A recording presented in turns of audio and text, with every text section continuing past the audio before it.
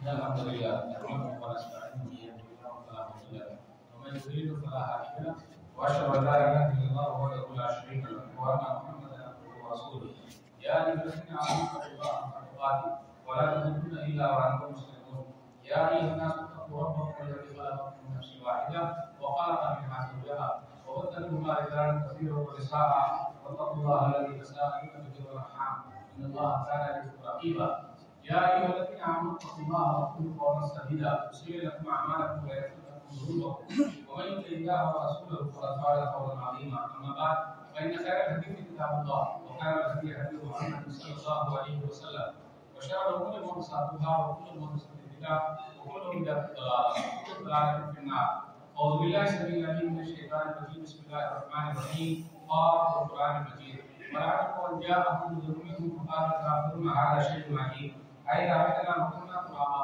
ذَلِكَ لَشَيْءٌ بَعِيدٌ قَدْ عَلِمْنَا مَا كُنتُمْ تَسْتَكْبِرُونَ مِنْهُ وَعِندَنَا كِتَابٌ حَفِيظٌ بَلْ كَذَّبُوا بِالْحَقِّ لَمَّا جَاءَهُمْ فَهُمْ فِي أَمْرٍ مُّرِيبٍ أَفَلَمْ يَنظُرُوا إِلَى السَّمَاءِ فَوْقَهُمْ كَيْفَ بَنَيْنَاهَا وَزَيَّنَّاهَا وَمَا لَهَا مِن فُرُوجٍ وَالْأَرْضَ مَدَدْنَاهَا وَأَلْقَيْنَا فِيهَا رَوَاسِيَ وَأَنبَتْنَا فِيهَا مِن كُلِّ زَوْجٍ بَهِيجٍ تَبْصِرَةً وَذِكْرَىٰ لِكُلِّ عَبْدٍ مُنِيبٍ وَنَزَّلْنَا مِنَ السَّمَاءِ مَاءً مُبَارَكًا فَأَنبَتْنَا بِهِ جَنَّاتٍ وَحَبَّ الْحَصِيدِ والنخل باسقات لها طلع نضيد رزقا للعباد وحيينا به بلدة ميتا كذلك الخروج كذبت قبلهم قوم نوح واصحاب الرس وثمود وعاد وفرعون واخوان لوط واصحاب الرس كل كذب الرسل فحق وعيد أوعينا بالخلق الأول ولهم في نفسهم خلق جديد قال الله تبارك وتعالى في موضع آخر أعوذ بالله من الشيطان الرجيم إن الله يأمركم أن تؤدوا الأمانات إلى أهلها رب اشرح لي صدري ويسر لي أمري وهل عقدة من لساني يفقهوا قولي رب زدني علما سبحانك لا علم لنا إلا ما علمتنا إنك أنت العليم الحكيم اللهم صل على محمد وعلى آل محمد كما صليت على إبراهيم وعلى آل إبراهيم إنك حميد مجيد اللهم بارك على محمد وعلى آل محمد كما باركت على إبراهيم وعلى آل إبراهيم إنك حميد मजीद मोहतरम सामईन किराम बुजुर्गों दोस्तों साथियों प्यारे बच्चों मैंने सूरह निसा सूरह नंबर 4 की आयत नंबर 58 आप लोगों के सामने पढ़ी है। आज जो मैं खुतबे में मेरा टॉपिक का उन्वान है लेन देन में सफाई। सबसे पहले अल्लाह रब्बुल आलमीन का बेहद शुक्र और एहसान है कि हम और आप जुमा के लिए वक्त से पहले मस्जिद के अंदर चले आए। अल्लाह ताला इसी तरीके से पांचों वक्त की नमाज में और खास तौर पर फजर की नमाज में वक्त से पहले मस्जिद में पहुंचा दे, आमीन। आज जो मैं बात करने जा रहा हूँ तौहीद के बारे में बात नहीं करूँगा, नमाज के बारे में नहीं कहूँगा, रोजे के बारे में नहीं कहूँगा, हज के बारे में तो करूँगा ही नहीं। आज जो मेरी गुफ्तगू होगी लेन देन, मामलात, व्यवहार, ताल्लुकात, यानी इंसान का इंसान के साथ व्यवहार, उसके बारे में बात करें। माशाअल्लाह भाई नमाज में बहुत आते हैं और पांचों वक्त की नमाज में मस्जिद में पहली सकते हैं, लेकिन भाई के साथ उनका ताल्लुक सही नहीं है, बहन के साथ सही नहीं है, रिश्तेदारों के साथ सही नहीं है, पड़ोसी के साथ सही नहीं है। कुछ भाई ऐसे हैं जो हड़प किए बैठे हैं, पड़ोसी का हड़प कर लिया, कितने लोग तो मदरसे का भी खा गए, मस्जिद का खा गए, कब्रिस्तान का खा गए, कफन का भी खा गए। लेकिन माशाअल्लाह सुभान अल्लाह अल्हम्दुलिल्लाह कहीं भी देखिए नाम ही नाम है उनका। सरकार की जमीन पर कब्जा कर लिया, नहर पर कब्जा कर लिया, घर बना लिया, दुकान बना लिया, बोले नमाज पढ़ रहे सब माफ हो जाएगा। याद रखिएगा जब तक बंदा न माफ करे अल्लाह भी माफ करने को तैयार नहीं है। नमाज में जरा कमी हो जाए हो सकता है अल्लाह आपको माफ करे, लेकिन लेन देन में अगर कमी हो जाए, व्यवहार में कमी हो जाए, किसी का हमने हक मार लिया, चाहे भाई का मान लिया, बहन का मान लिया, किसी लोग पर्दे में बहन को हिस्सा नहीं देते, अल्लाह माफ नहीं करेंगे जब तक बहन ना माफ करे। एक चीज और है अपने यहाँ कि लोग बोलते हैं कि अरे बहन को लेती कहाँ है, बहन ने माफ कर दिया, वाह बहन ने माफ कर दिया। अच्छा तो कभी हम भाइयों ने भी तो कहना चाहिए कि बहनों खुश हो जाओ, हम भाइयों ने माफ कर दिया तुम लोग बांट करो। आज तक मैंने ये नहीं सुना। और याद रखिएगा बहन का हिस्सा सिर्फ खेत में नहीं, खलियान में नहीं, बल्कि बहन का हिस्सा उस घर में भी है जिस घर को बाप ने बनाया है। अब यहाँ क्या चलता देहात में बहन को खलियान में दे देने का, खेत में दे देने का, दुकान में नहीं देने का, मकान में नहीं देने का। और इस मामले में हमें और आपको माशाल्लाह पता है ना, अगम खांटी है, खांटी। और बहन को देने के मामले में, भाई को देने के मामले में, बांटने के मामले में कहाँ गया हमारा खांटीपन? खांटी तेल कहाँ चला गया? बोले नहीं, नमाज पढ़ रहे हैं ना, सब माफ हो जाएगा। आपने तो भूल गया। कुरान करीम की आयत नोट कीजिए, सूरह निसा सूरह नंबर 4 आयत नंबर 11, 12 और आखिरी आयत। लेकिन 11 के अंदर क्या है? युसीकुमुल्लाहु फी औलादिकुम लिज़्ज़ति मिस्ल हज़्ज़िल उन्सयैन। अल्लाह तुमको वसीयत करता है तुम्हारी औलाद के बारे में कि लड़के के लिए हिस्सा है 2 लड़की के बराबर। तो यहाँ लड़की आम है, लड़का आम नहीं है। कुरान करीम में अल्लाह ने लड़की को अहम कहा कि बुनियाद यही है और इसी के हिसाब से लड़के को मिलेगा। हमने तो उसको ही उड़ा दिया, आज तो बात नहीं करता उसके ऊपर। और माशाल्लाह आपने यहाँ रफ़ाएन पर बात हो रही है, बिल्कुल होनी चाहिए, सख्ती होनी चाहिए। अल्हम्दुलिल्लाह, सीधे पर हाथ मारने को भी होनी चाहिए, अल्हम्दुलिल्लाह। इस पर क्यों नहीं? बहन का हिस्सा सब निकाल के दे देगा। अब्बा मर गए, दूसरे दिन ही या पहले दिन ही सब कुछ हिस्सा उसका सबका लग जाता है।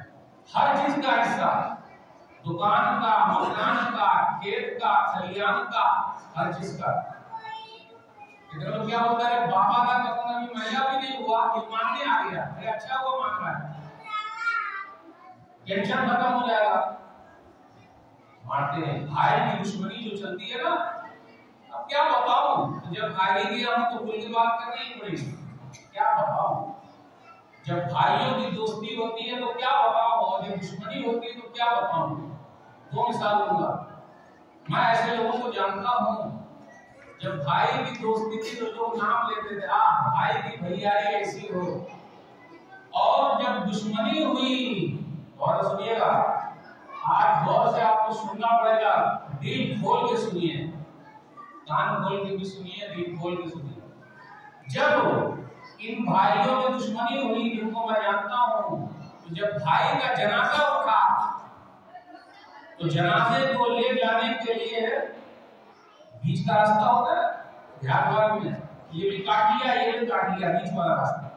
तो दूसरे भाई की गली से निकलना है, उसका टटाऊ मकान है, इसका होगा, उसको हटा सकते हैं ताकि खटिया चली जाए। हटेगा नहीं चाहे जो हो जाए। भाई के जनाजे को, और सुनिएगा, भाई के जनाजे को एक चादर में रखकर बीच से निकाला गया है। आखिर में आए थे कि जरा सीधा कर देते कि खटिया निकल जाए, अब आपको फायदा क्या है? चादर में रखकर बीच से निकाला गया है, यानी मोटे को भी नहीं छोड़ा। लेके जाएंगे, जमीन लेके जाइएगा, खेत लेके जाइएगा, खलियान लेके जाइएगा, लेके जाएंगे पैसा। दुश्मनी क्यों हुई? नमाज के लिए दुश्मनी नहीं हुई। कोई बता दे कि मेरा भाई नमाजी नहीं तो मैंने बात बंद रखा है, मेरी बीवी नमाजी नहीं तो मैंने बात बंद रखा है, मेरा बेटा नमाजी नहीं, मेरी बेटी नमाजी नहीं। कोई बता दे? अल्लाह माशाल्लाह, कुछ लोग हाथ उठा सकते तो। दुश्मनी क्या है इसकी? एक हदीस मैंने पढ़ लेता हूं, दुश्मनी ऐसे ही बढ़ती है। सही मुस्लिम किताब में हदीस नंबर 2588, माना सदक़तुन मिन माल, सदका खैरात करने से माल कम नहीं होता। अरे देने से तो कम हो जाता है, और हदीस में कम नहीं होता। तेरे जेब से अगर निकलेगा तो कम हो जाएगा, और हदीस में कम नहीं होता। असल में हम 1 निकालते हैं तो अल्लाह 10 देते हैं, और 700 गुना देते हैं, और 700 गुना से बढ़ा भी देते हैं। 1 का 700 तो कंफर्म है, तो कमा बढ़ गया। अगर 1 रुपया हमने निकाला तो अल्लाह दिया 700 हो गया, तो बढ़ा भी कमा बढ़ गया। इसलिए हदीस में कहा गया माल सदका खैरात करने से कम नहीं होता। आगे जो 2 पॉइंट है, वही पॉइंट असल दलील है कि आगे ये सब झगड़ा काहे होता है। जो किसी को माफ कर देता है, अल्लाह उसकी इज्जत को बढ़ा देता है। पहले माल का तस्करा हुआ, कि माफी की बात हो रही है, पूरा खेल माल का है, जो ना तेरे बाबू भैया वो करे रुपैया, सबसे बड़ा है पैसा अपनी, ना बाबू ना भैया, सबसे बड़ा रुपैया। लोग मुझे बोलते हैं कि साहब आप तकरीर में हंसाते हैं, मैं ना हंसाता हूँ ना मैं फंसाता हूँ, आईना दिखा देता हूँ। ठीक है, गाड़ी उर्दू में बात नहीं कर सकते, लोग उर्दू में तो कर सकते हैं ताकि पैगाम पहुंच जाए। तो पूरा खेल पैसे का है, जो ना करे बाबू भैया वो करे रुपैया। एक जगह मैं था, तो कई जगह जाना होता, 20 साल से भाइयों की दोस्ती चल रही थी और कारोबार चल रहा था। 20 साल के बाद दुश्मनी पैदा हुई, शायद के 7 या 8 करोड़ का मसला है, उनका कारोबार पूरी दुनिया में फैला हुआ है। छोटा भाई और बड़ा भाई, अपने यहाँ कहा जाता है कि बड़ा भाई बाप समान है, ये बाप की तरह है जो पालता पोसता है। बड़े भाई ने छोटे भाई को पैर पर उठा दिया, 7 करोड़ का मसला है। आज छोटा भाई बड़े भाई को मारने के लिए दबा है। तो इस भाई ने कहा कि मैं बददुआ कर दूं, इसको मैंने बेटे समान पाला है। बोला नहीं, दोनों मां के पेट से निकले हुए, बददुआ गायब कीजिए। आज हमारे घरों में हर घर की कहानी है, भाई भाइयों में दुश्मनी है, बहनों में दुश्मनी है, चचा में दुश्मनी है, रिश्तेदारी में दुश्मनी है, पड़ोस में दुश्मनी है। इसको कौन बात है? हदीस में कहा गया माल का मसला है। दूसरा नंबर माफ करना है। अगर माफी तलाफी हो जाती, जा भाई मैंने माफ किया, बड़ा भाई ने खाया छोटा भाई ने खाया, जा भाई मैंने माफ। बताओ आपको, हम लोग के जो केस चलते हैं सुप्रीम कोर्ट केस, क्या कहा गया, फांसी हो गया ना हो जाता है। बोले हम कोर्ट से जीत गए हैं, सब कोर्ट से जीत गए हैं, अल्लाह की कोर्ट से भी जीत जाइएगा। मामूली जमीन 50,000 की होगी या 2-3 लाख की होगी, लेकिन केस में चाहे जितना चला जाए, जान चली जाए, सब कुछ हो, अगर रस्सी है तो रस्सी जल जाए, भल ना जाए, खत्म, टेढ़ा खत्म नहीं हो, टूटने की धूल जो बड़ी सीधी होती हो। हमारे यहाँ जैसे लोग, अल्लाह न करे किसी के घर में अगर 2 आजमाइश आ गई, नंबर 1 केस, तो घर बर्बाद हो जाएगा। नंबर 2 बीमारी, अगर अल्लाह ने आजमाइश में डाल दिया, बहुत मुश्किल है कि आप आजमाइश से निकल सकते, मगर अल्लाह इसको निकाल। इसलिए अगर भाई हो, जब ताल्लुकात बिगड़े, लेन देन का कोई मसला हो, माफी तलाफी सबसे आम चीज है। और दिल बड़ा कीजिए, जरा दिल बड़ा कीजिए, पूरे केस खत्म हो जाएंगे। बहुत सारे लोग बोलते हैं भाई साहब आपको पता नहीं कितना दबा दिया, मैं कब से दबते रहो, लोग बोलेंगे दबा हुआ है, आप दबे हुए नहीं। वमा तवाज़ा लिल्लाह इल्ला रफ़अल्लाह, जो अल्लाह के लिए झुकता है अल्लाह उसको उठा लेता है। कभी आप झुकिए, झुकने का मतलब आप बड़े भाई हैं तो क्या हुआ, छोटे को सलाम नहीं कर सकते, बड़े भाई हैं तो क्या हुआ, चचा है तो क्या हुआ, रिश्तेदारी में आप बड़े हैं तो क्या हुआ। पहले बिहार का होता था आपके लिए, जब शादी ब्याह होती थी तो उस जमाने में पंचायत यानी इस तरीके से लोग बैठते थे, कैसे करना माफी तलाफी, ये बात चलो हाथ जोड़ पैर जोड़ आपको खत्म हो गया, सब खुद एक पंचायत, खुद एक सुप्रीम कोर्ट है, कोई किसी से डरने वाला नहीं है। याद रखिएगा, जिंदगी गुजारने का जो तरीका है जरा झुकिए, अगर झुकेंगे नहीं, अकड़ में पकड़ है, अगर अकड़ है तो उसमें पकड़ है, अकड़ में खत्म हस्ती खत्म और भंवर में कश्ती खत्म, अकड़ में हस्ती खत्म और भंवर में कश्ती खत्म। कश्ती जब चलती है और अगर तूफान आ गया तो खत्म गई। इसलिए जरा झुकना सीखिए, जितने भी मामला खराब है थोड़ा आप झुकेंगे, अल्लाह आपको उठा लेगा। मैंने एक जगह में ये हदीस सुनाई, 4 साल से 2 लोगों में बातचीत बंद था, 4 साल से, लेकिन अल्हम्दुलिल्लाह तकरीर में वो दोनों मौजूद थे। मैं कहा क्या लेके जाइएगा, हमको थोड़ा ना मालूम, माशाअल्लाह दोनों उठे, दोनों ने गले मिल लिया, 4 साल की दुश्मनी खत्म। और जिसने पहल किया अल्लाह ने उसको उठा लिया, मतलब उठा लिया मतलब उनको इज्जत दे दी। तो हम और आप ये सोच रहे हैं कि अगर दब के बात करेंगे तो हमारी शान बढ़ जाएगी, आपकी शान बढ़ जाएगी, आप कहेंगे कि आपकी शान अल्लाह बढ़ा देंगे। असल में अपने यहाँ लोग कैंची ज्यादा है, कैंची, सुई नहीं है। सुई का काम है सिलना, कैंची का काम है काटना। तो कतरनी बहुत ज्यादा अपने यहाँ। और गांव भर का नेटवर्क शहर के नेटवर्क से बड़ा है। शहर में क्या होता है, वो गांव भर वाले फोन करते हैं, फलाना का ऐसा हो गया, चिड़िया का ऐसा है, उसके बाद उतना पैसा है, उसके बाद इतना टाइम आपके पास, अरे वो है, उसके बाद है क्यों तो जाने। ताल्लुकात इसी से है, पूरा मसला इसी का है।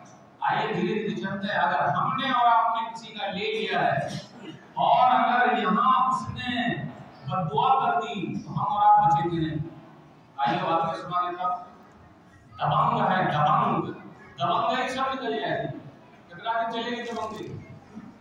हदीस के अंदर आया, सही मुस्लिम किताब में सारा हदीस नंबर 1610। अरबा एक औरत है, लेडी दबंग है, लेडी। कितने लोग दबंग होते हैं, हमारे दोस्त लेडी भी दबंग है। वो बेचारे सीधे साधे आदमी, सईद बिन ज़ैद रज़ियल्लाहु ताला अन्हु का घर है, मकान है। अब लेडी क्या बोलती है कि नहीं वो घर मेरा है। अरे ये आपका घर कैसे हो जाएगा? उसने बनाया उनका घर, बोले नहीं ये मेरा घर है। अब सीधा आदमी बेचारा करेगा क्या? कमजोर आदमी करेगा क्या? जबकि ये सईद बिन ज़ैद रज़ियल्लाहु ताला अन्हु 10 खुशनसीब सहाबा में से दुनिया ही में जन्नत की बशारत मिली है। अब इतना सीधा आदमी जिसको लोगों ने पकड़ लिया, उस औरत ने पकड़ लिया। आज जितने कमजोर लोग हैं उसको ही लोग खा रहे हैं। जरा अपने बराबर वाले से मुकाबला कर, देखते हैं कितना है और आ जाने के लिए कमजोर। उस लेडी ने कहा, उस औरत ने कहा नहीं ये घर मेरा है, जबकि घर का सईद बिन ज़ैद रज़ियल्लाहु ताला बेचारे ने एक हदीस सुना दी। आज भी हम और आप बहुत सारी हदीसें सुनते हैं, बहुत सारी हदीसें सुनते हैं, हर चीज के बारे में सुनते हैं, लेकिन काम अपने हिसाब से वो नहीं चलेगा। हदीस क्या है? मन अखद शिबरन मिन अल-अर्ज़ बिग़ैर हक़्क़िही कुबिक़हु मिन 70 यौम अल-क़ियामा। जिसने एक बारिश भर, ये एक बित्ता भर किसी की जमीन ले ली, चाहे सरकार की ले ली, पड़ोस की ले ली, रोड की ले ली, भाई की ले ली, बहन की ले ली, किसी की भी ले ली, खेत वाले की ले ली, एक बित्ता हो सकेगा। एक बित्ता भी अगर ले लिया तो कल क़यामत के दिन अल्लाह 7 जमीन का तौब बनाकर गले में डाल देगा। अब एक बार अपने देहात में लोग बोलते हैं, अब आप लोग इधर बोलते नहीं बोलते ये नहीं पता, चोर के आगे ताला और बेईमान के आगे केवाला काम नहीं करता है। चोर के आगे ताला चाहे जितना बड़ा ताला लगा दीजिए वो खोल ही लेगा, और बेईमान के आगे केवाला चाहे लाख कागज दिखाइए वो सुप्रीम कोर्ट से निकाल के ले आएगा। जमीन मेरी है, और जिसके लिए वो कर रहा है एक वक्त के लिए मेरी औलाद दुआ नहीं करेगी। कोई बता दे कि मेरी औलाद दुआ करती है? तो चोर के आगे ताला, बेईमान के आगे केवाला काम नहीं करता। उस औरत ने काम नहीं सुनी बात, बोला नहीं ये घर मेरा है। अब बेचारे क्या जाएंगे लड़ने, उसने ले लिया। देखिए ऐसे भी लोग, लेकिन उनसे रहा नहीं गया, हाथ ऊपर उड़ गए। तो अगर हमने भी और आपने किसी का ले रखा है तो उसके हाथ ऊपर उड़ गए, आह जाती है फलक पे रहम लाने के लिए, आह जाती है फलक पे रहम लाने के लिए, बादलों हट जाओ दे दो राह जाने के लिए बद्दुआ। अल्लाहुम्मा इन कानत काज़िबतन फ़अमी बसरहा वजल क़ब्रहा फ़िदारिहा। अल्लाह ये औरत अगर झूठी है इसको अंधी बना दे और इसके घर कोई कब्रिस्तान बना दे। सईद बिन ज़ैद रज़ियल्लाहु ताला अन्हु सहाबी रसूल है, 10 खुशनसीब सहाबा में से, दुनिया ही में जन्नत की बशारत मिली है। आप वो बद्दुआ करें कबूल ना हो। कुछ दिनों के बाद वो औरत अंधी हो गई। अंधी हो गई तो क्या बोलते, असाबत ने कहा तो सईद बिन ज़ैद, मुझे सईद बिन ज़ैद की बद्दुआ लग गई है, तो अभी भी सुधर जाती ताकि दूसरी बद्दुआ है वो न लगती। अपने यहाँ में कितने लोग ठोकर खाते हैं और सब लोग उधर फलाना को देखो उसकी बद्दुआ लग गई फिर भी नहीं सुधरता है। अब कुत्ते की तुम हो गया है और जो रस्सी जल जाती है वो वाला हो गया, चाहे जो हो जाए, नहीं सुधरी, माफी मांग लेती आके ताकि वो दूसरी जो बद्दुआ है। कुछ दिनों के बाद वो औरत अपने घर में घूम रही थी। पहले देहात में आप देखिएगा घर ही में कुआं होता था या साइड में कुआं होता था, लोग पानी भरते थे, वहां एक मिलन होता था, आप अब तो सब कुछ अंदर अंदर हो गया। तो वो औरत जैसे घूम रही थी फिर कुएं में गिर गई, वही उसके लिए कब्रिस्तान। वो घर जिसके लिए कब्जा किया था, मलाई कौन खाएगा? मलाई कोई और खाए, कुटाई किसी और की हो। आज अपनी यहाँ मलाई बहुत चलती, जानते कौन सी मलाई? दूध वाली मलाई की बात नहीं कर रहा हूँ, दूध वाली मलाई की बात बिल्कुल नहीं कर रहा हूँ। आज हम और आप भी जिसका माल हड़प कर रहे हैं, चाहे जो भी हड़प कर रहा है अपनी औलाद के लिए कर रहा है ताकि उसकी औलाद आराम से रहे, लेकिन यह औलाद इतनी बेवफा है, हाथ कभी भी नहीं उठेंगे, उनको सिर्फ मलाई चाहिए। मलाई वो खाएंगे, कुटाई आपकी होगी। आइए देख लेते हैं। मरने से पहले पहले अपना मामला अल्लाह से साफ करके मरिए, लोगों के साथ साफ करके मरिए, किसी का भरोसा मत कीजिए। चाहिए 15 लाख, 15 लाख। जब तक 15 लाख का मसला हल नहीं होगा, जनाजे का मसला हल नहीं होगा। एक लाश रखी हुई है, 15 लाख का मसला है। 3 बेटे थे। अब मैं एक हदीस को समझाने के लिए वाकया बता, ओ भाई साहब, आपके अब्बा का मसला है 15 लाख, पैसा कहाँ है मेरे पास? ओ भाई साहब, आपके अब्बा का पैसा कहाँ है? भाई साहब, आपके अब्बा का पैसा कहाँ है? वाह वाह, मलाई खाने के लिए सब आगे आगे था। आज अब्बा का अगर चुकाना है तो पैसे नहीं। वाह, अरे वाह। बेटिया को पता चला कि अब्बा का मसला 15 लाख का फंसा हुआ है। वो वहां से जेवर ऊपर सब लेके चली गए। बोले ये जेवर रख लीजिए अंकल जी, और मेरे अब्बा को छोड़ दीजिए ताकि वो दफन हो जाए। वो दफना दिया गया। सुनो सुनो सुनो भाइयों, सुनो, सब लोग थे, सुनाइए। अरे भाई, 15 लाख मुझे इनसे लेना नहीं, बल्कि 15 लाख मुझे इनको देना है। ये मुझे को देना है 15 लाख। अब तीनों बेटों का मुंह चूचू का मुरब्बा, समझ गए हम। इनको ना ये बिटिया को देना है 15 लाख। तो तीनों भाई मिलकर छोड़े होंगे भाई को, ला पैसा ला। अब आइए हदीस में, सही बुखारी किताबुल हवाला हदीस नंबर 2289। एक जनाजा है, मामला की सफाई बहुत जरूरी है। मरने से पहले पहले हिसाब किताब क्लियर करके मरिए, वरना औलाद आपकी वफा करने वाली नहीं, चुकाने वाली नहीं। कुटाए तो आप उनको मलाई खिलाएंगे, खुद अपनी कुटाई करवाएंगे। चलिए, जनाजा, नबी सल्लल्लाहु अलैहि वसल्लम ने पूछा जनाजे के लिए क्या है? कुछ है कर्जा उर्जा? ये नहीं पूछा नमाजी है क्या, ज़काती है क्या, अरे हाजी है क्या, एक ही चीज पूछा, कर्जा है क्या, हलाल है नहीं? बोले नहीं, जनाजा पढ़ दिया। दूसरा जनाजा है, हलाल है नहीं? इसलिए इमाम साहब को भी चाहिए, जहां जनाजा पढ़ा रहे हैं, भाइयों सुनो, इसके ऊपर कुछ लेन देन है क्या? किसी भाई का है, इन्होंने लिया है क्या? हाथ उठाइए। अच्छा, कौन चुकाएंगे? हाथ उठाइए। तब जनाजा पढ़ाएंगे, उन्होंने नहीं पढ़ाएंगे।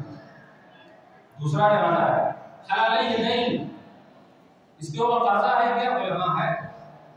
चुकाने के लिए कुछ पैसे हैं क्या उनके पास? बोले हाँ है। जनाजा पढ़ दिया। तीसरा जनाजा है, बुखारी शरीफ की हदीस सुना रहा, हलाल है नहीं? इसके ऊपर कर्जा है क्या? बोले हाँ कर्जा है। चुकाने के लिए पैसा है क्या? बोले नहीं है। सल्लु अला साहिबिकुम, तुम लोग जाओ खुद पढ़ लो, मैं नहीं पढ़ूंगा। एक सहाबी खड़े हो गए, दोस्त हो गए साहब, और कुर्बानी देने वाला है साहब में। वो सहाबी कोई रिश्तेदारी तो है। अब बताता रज़ियल्लाहु ताला अन्हु खड़े हो कहा, अलैहि यदैनु या रसूलल्लाह, अल्लाह के रसूल सल्लल्लाहु अलैहि वसल्लम, इसके ऊपर जितना कर्जा है मैं चुकाऊंगा। आप जनाजे की नमाज पढ़ दी।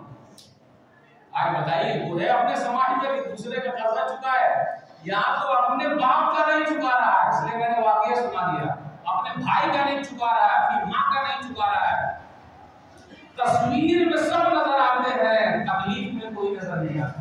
तस्वीर अगर लेना हो, नाम की अगर बात हो, वाह माँ के लिए क्या किया है, बाप के लिए कितना किया है, सऊदी अरब से जनाजा पढ़ने के लिए आ गया है। ये अलग बात है कि बाजू की मस्जिद में 5 वक्त की नमाज नहीं पढ़ता है, और जनाजा पढ़ने के लिए आया है और असर की नमाज हो रही है तो बाहर खड़ा हुआ है ताकि असर की नमाज हो जाए तो जनाजे में शामिल हो। जब अब्बा तकलीफ में थे तो दवा दारू नहीं कराया, अरब से चलाया। नाम तो काहे जनाजा पढ़ने के लिए। कितनी मोहब्बत है। और यहाँ हॉस्पिटल ले जाना था तो मुंह ताक रहा है, अब्बा को बोले जाएंगे और नाम की बारी आगे बढ़ा हुआ मैंने किया है। माँ बाप का हक पूरी लाइफ हम और आप अदा नहीं कर पाएंगे, चाहे हमारी पूरी जमीन मिल जाए या हम मिल जाए। इसलिए मामलात की सफाई खुद करके मरिएगा, कोई दूसरा करने वाला नहीं, वो तो मलाई खाने वाले लोग हैं। आपस में झगड़ा है, झगड़े को हल करना है, बस एक दो हदीस पढ़ के आपसे उसको का झगड़ा। आप ठान लीजिए कि नबी सल्लल्लाहु अलैहि वसल्लम ने मुझे जन्नत में घर देने का वादा किया है, मुझे वो घर चाहिए। जितने झगड़े हैं उसके हल के लिए यही है। सुनना भी था किताबुल अदब हदीस नंबर 4800 अना ज़ईमुन बिबैतिन फी रबज़िल जन्नत लिमन तरका मिराहा व इन काना मुहिक्कन। मैं जन्नत के एक किनारे में एक घर दिला के रहूंगा, घर भी लेता हूं, दिला के रहूंगा इनको जो हक़ होने के बावजूद भी अपना हक छोड़ दे, जहां मैंने छोड़ दिया। तो नबी सल्लल्लाहु अलैहि वसल्लम मुझे घर दिलाएंगे, लेकिन आज तक तैयार है तो तैयार नहीं हुआ। एक तो जगह मैंने कहा भैया नबी सल्लल्लाहु अलैहि वसल्लम वाला घर लीजिएगा, यहाँ वाला चाहिए जो हमारे साथ जाएगा। एक तो लोगों ने पूछा मौलवी साहब लिए तो क्या करें, केस कर दे। केस काहे को कीजिएगा भाई, केस का तो फायदा क्या है, केस काहे को कीजिएगा, माफ कीजिए माफ, और जन्नत में घर ले लीजिए, माफ कीजिए जन्नत में घर ले लीजिए। मेरे भाइयों हम और आप अगर माफ करते हैं तो बड़ा फायदा। आखिरी हदीस पेश करके आपसे सुनूंगा माफ करने का अंदाज। लंबी हदीस है, मैं चाह रहा हूं 1-2 मिनट में आपको सुना दूं। सही मुस्लिम किताब ज़ोद हदीस नंबर 3006 उबादा बिन वलीद बिन उबादा बिन सामित कहते हैं कि मैं निकला अपने अब्बा के साथ, तो अबू यूसुफ सहाबी को देखा कि अपने नौकर के साथ एक रजिस्टर लेकर चल रहे हैं और उनका कपड़ा और नौकर का कपड़ा एक ही रंग का है और जरा गुस्से में दिख रहे हैं। तो कहा चाचा जान बड़े गुस्से में लग रहे हैं। अरे गुस्से में इसलिए कि फरमान के बाद पैसा हमारा था, वादा किया था दिया नहीं। तो सुना दीजिए वाकया। मैं क्या पुराने भाई निकलिए घर से, हदीस सुना रहा हूं मुस्लिम शरीफ की, अपनी तरफ से कुछ कीजिए। फलाने भाई घर से निकलिए, तो जैसे नाम सुना बीवी की चारपाई के नीचे खटिया के नीचे जाके घुस गया। एक लड़का जब निकला बच्चा, तेरा अब्बा कहाँ है? मेरे अब्बा आपकी आवाज सुन के अम्मी की खटिया के नीचे घुस गए। बिल्कुल जो हदीस में लिखा हुआ मैं सुना अपनी तरफ। ये भाई बात समझ में आ गई, खटिया के नीचे घुसा हुआ निकल बाहर, वो निकले बाहर। जब बाहर निकल गए काहे खटिया में घुस गए जानकर?